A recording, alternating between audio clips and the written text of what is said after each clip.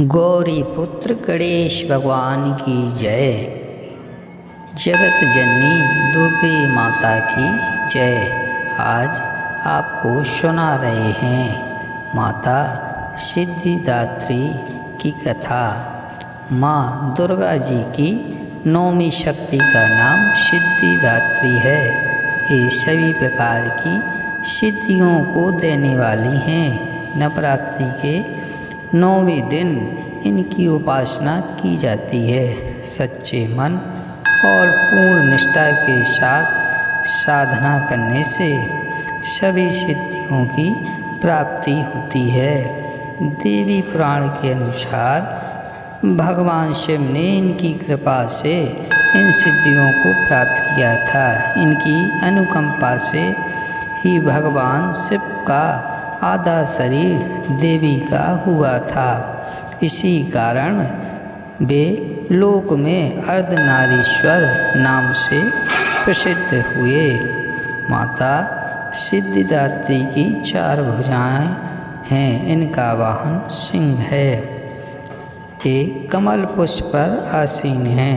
इनका वाहन सिंह है। इनकी कथा या पाठ को सुनने से अनंत सुखों की प्राप्ति तथा मोक्ष को प्राप्त करता है।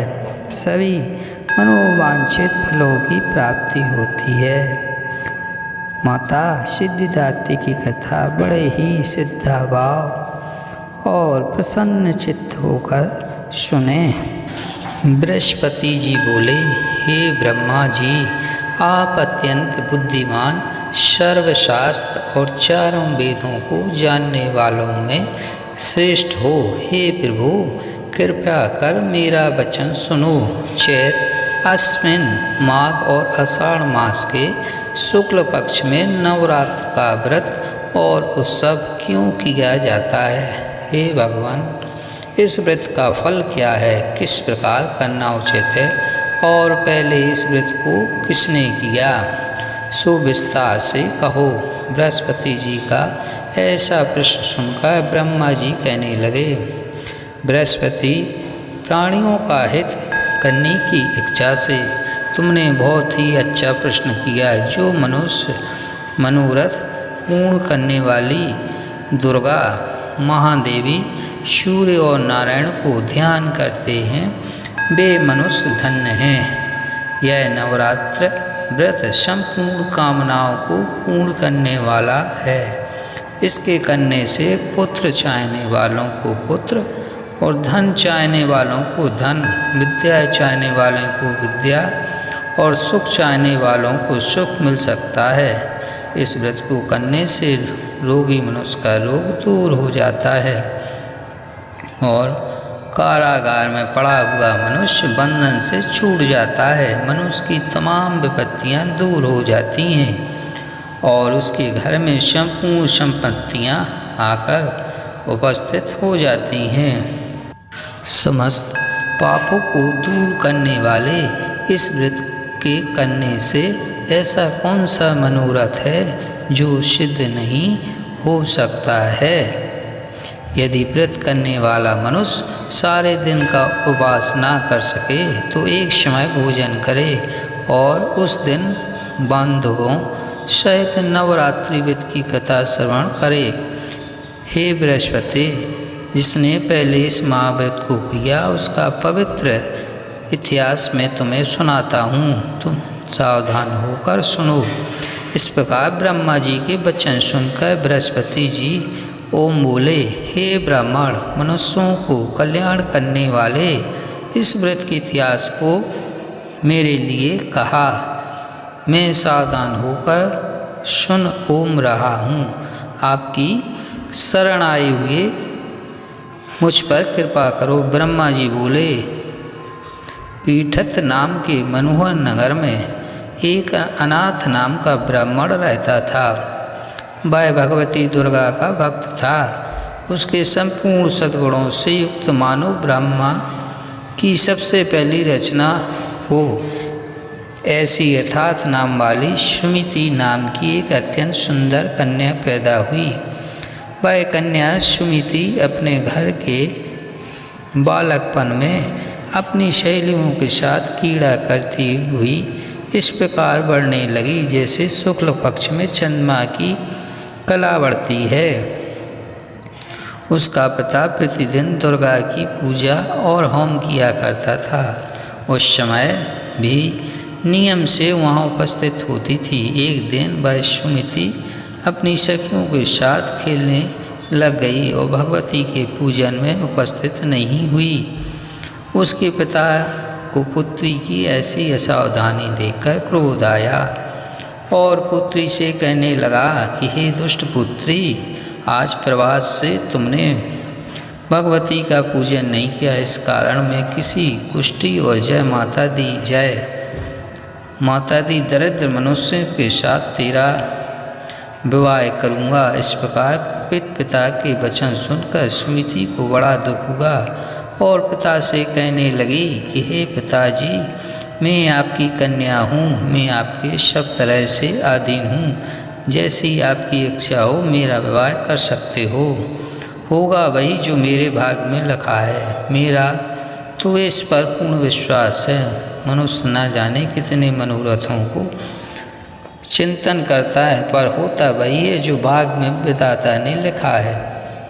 जो जैसा करता है उसको फल भी उस कर्म के अनुसार मिलता है, क्योंकि कर्म करना मनुष्य के अधीन है पर फल देव के अधीन है। जैसे अग्नि में पड़े हुए तृण दी उसको अधिक प्रदीप्त कर देते हैं, उसी तरह अपनी कन्या के ऐसे निर्भयता से कहे हुए वचन सुनकर उस ब्राह्मण को अधिक क्रोध आया। तब उसने अपनी कन्या का एक कुष्ठी के साथ विवाह कर ओम दिया और अत्यंत क्रुद्ध होकर पुत्री से कहने लगा कि जाओ जल्दी जाओ, अपने कर्म का फल भोगो। देखें केवल भाग्य भरोसे पर रहकर क्या करती हो। इस प्रकार से कही हुई पिता के कटु वचनों को सुनकर सुमति अपने मन में विचार करने लगी कि अहो, मेरा बड़ा दुर्भाग्य है जिससे मुझे ऐसा पति मिला। इस तरह अपने दुख का विचार करती हुई वह सुमति अपने पति के साथ वन चली गई और भयानक वन में कुशायुक्त उस स्थान पर उन्होंने वह रात बड़े कष्ट से व्यतीत की। उस गरीब बालिका की ऐसी दशा देख वह भगवती पूर्व पुण्य के प्रभाव से प्रकट होकर सुमति से कहने लगी कि हे ब्राह्मणी, मैं तुम पर प्रसन्न हूँ। तुम जो चाहो वरदान मांग सकती हो। मैं प्रसन्न होने पर मनोवांछित फल देने वाली हूँ। इस प्रकार भगवती दुर्गा का वचन सुनकर ब्राह्मणी कहने लगे कि आपने जो मुझ पर प्रसन्न हुई हो, यह सब मेरे लिए कहा और अपनी कृपा दृष्टि से मुझे दासी को कृतार्थ करो।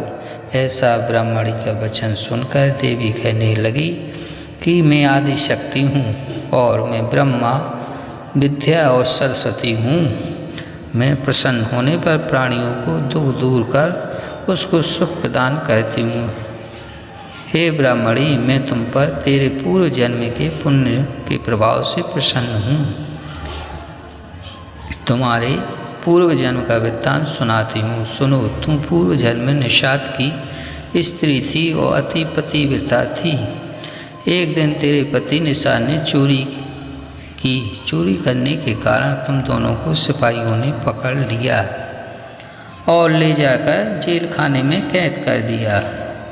उन लोगों ने तेरे पति को भोजन भी नहीं दिया। इस प्रकार नवरात्रि के दिनों में तुमने ना तो कुछ खाया और न जल पिया, इसलिए 9 दिन तक नवरात्र का व्रत हो गया। हे ब्राह्मणी, उन दिनों में जो व्रत हुआ उस व्रत के प्रभाव से प्रसन्न होकर तुमने मनोवांछित वस्तु दे रही हूँ। तुम्हारी ओम जो इच्छा हो सो मांगो। इस प्रकार दुर्गा के कहे वचन सुनकर ब्राह्मणी बोली कि अगर आप मुझ पर प्रसन्न हैं तो हे दुर्गे, आपको प्रणाम करती हूँ। कृपया करके मेरे पति के कोढ़ को दूर करो। देवी कहने लगी कि उन दिनों में जो तुमने व्रत किया था उस व्रत के एक दिन का पुण्य अपने पति का कूढ़ दूर होने के लिए अर्पण करो। मेरे प्रभाव से तेरा पति कूढ़ रहित और सोने के समान शरीर वाला हो जाएगा। ब्रह्मा जी बोले। इस प्रकार देवी का वचन सुनकर वह ब्राह्मणी बहुत प्रसन्न हुई और पति को निरूप करने की इच्छा से ठीक है ऐसी बोली। तब तक उसके पति का शरीर भगवती दुर्गा की कृपा से पुष्टहीन होकर अति क्रांति युक्त हो गया, जिसकी क्रांति के सामने चंद्रमा की क्रांति भी क्षीण हो जाती है। वह ब्राह्मणी पति की मनोहर देह को देखकर देवी को अति पराक्रमी वाली समझकर स्तुति करने लगी कि हे दुर्गे, आप दुर्गत को दूर करने वाली, तीनों जगत का संताप हरने वाली, समस्त दुखों को दूर करने वाली, रोगी मनुष्य को निरोग करने वाली, प्रसन्न होने पर मनोवांछित वस्तु को देने वाली और दुष्ट मनुष्य का नाश करने वाली हो। तुम ही सारे जगत की माता और पिता हो। हे अम्बे, मुझ पर अपराध रहित अबला की मरे पिता ने कुष्ठ के साथ विवाह कर मुझे घर से निकाल दिया। उसकी निकाली हुई मैं पृथ्वी पर घूमने लगी। आपने ही मेरा इस आपत्ति रूपी समुद्र से उद्धार किया है। हे देवी, आपको प्रणाम करती हूँ। मुझ दीन की रक्षा करो। ब्रह्मा जी बोले कि हे बृहस्पति, इसी प्रकार उस सुमिति ने मन से देवी की बहुत स्तुति की। स्तुति सुनकर देवी को बहुत संतोष हुआ और ब्राह्मणी से कहने लगी कि हे ब्राह्मणी, तुम्हारे उदायल नाम का एक अति बुद्धिमान, धनवान, कीर्तिमान और जितेंद्र पुत्र शीघ्र होगा। ऐसा कहकर वह देवी उस ब्राह्मणी से फिर कहने लगी कि हे ब्राह्मणी, और जो कुछ तेरी इच्छा हो वही मनोवांछित वस्तु तुम मांग सकते हो। ऐसा भगवती दुर्गा का वचन सुनकर स्मृति बोली कि हे भगवती दुर्गे, अगर आप मेरे पर प्रसन्न हो तो कृपा कर मुझे नवरात्रि विधि बताइए। इस प्रकार ब्राह्मणी के वचन सुनकर दुर्गा कहने लगी कि हे ब्राह्मणी, मैं तुम्हारे लिए संपूर्ण पापों को दूर करने वाली नवरात्रि व्रत विधि को बतलाती हूँ। इसको सुनने से तमाम पापों से छुटकारा और मोक्ष की प्राप्ति हो जाती है। अश्विन मास के शुक्ल पक्ष की प्रतिपदा से लेकर 9 दिनों तक विधि पूर्वक व्रत करें। यदि दिन भर का व्रत न कर सकें तो एक समय का भोजन करें। ब्राह्मणों को पूछकर घट स्थापना करें और बाटका बनाकर उसको प्रतिदिन जल से सींचे। महाकाली, महालक्ष्मी, महासरस्वती की मूर्तियां बनाकर उसकी नित्य विधि सहित पूजा करें। पुष्पों से विधि पूर्वक अर्घ दें। मिजोरा के फूल से अर्घ देने से रूप की प्राप्ति होती है। जायफल से कीर्ति, दाख से कार्य की सिद्धि होती है। आंवले से सुख और केले से भूषण की प्राप्ति होती है। इस प्रकार फलों से अर्घ देकर यथाविधि हवन करें। घी, गेहूँ, शहद, जौ, तिल, बिम्ब, नारियल, दाख और कदम्ब, इनसे हवन करें। गेहूँ होम करने से लक्ष्मी की प्राप्ति होती है। खीर और चंपा के पुष्पों से धन और पत्तनों से तेज और सुख की प्राप्ति होती है। आंवले से कीर्ति और केले से पुत्र हो। कमल से राज सम्मान और दुखों से सुख संपत्ति की प्राप्ति होती है। व्रत करने वाला मनुष्य इस विधान से होम कर आचार्य को अत्यंत नम्रता के साथ प्रणाम करे।